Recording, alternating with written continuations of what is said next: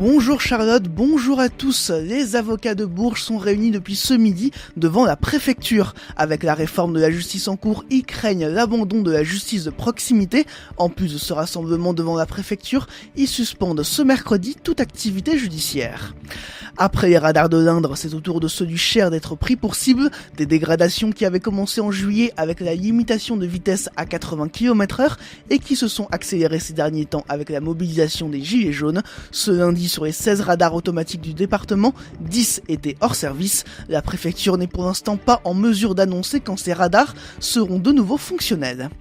La rue moyenne de Bourges est fermée à la circulation jusqu'à 20h, en cause des problèmes techniques liés aux travaux qui se déroulent actuellement sur l'îlot Victor Hugo.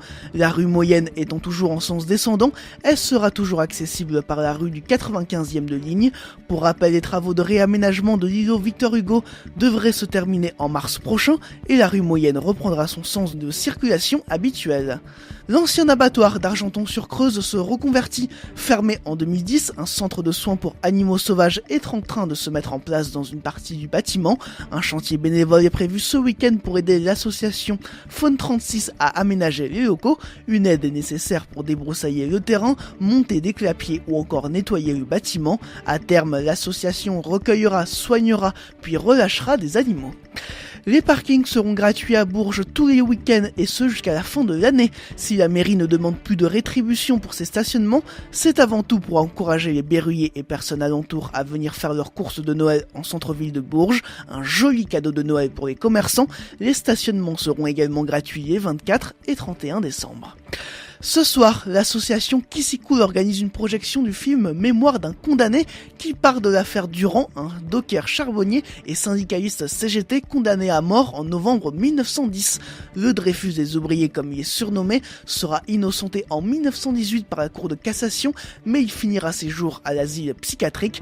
Jaurès déclarera que cette affaire est l'un des cas les plus violents que la justice de classe puisse imaginer. La projection du film sera suivie d'une discussion. Rendez-vous à la salle Jean de Berry à la Maison des Associations à 19h45. Le festival musical Un été à Bourges lance un appel à candidature. Les artistes intéressés pour participer à ce festival estival ont jusqu'au 28 février pour déposer leur candidature.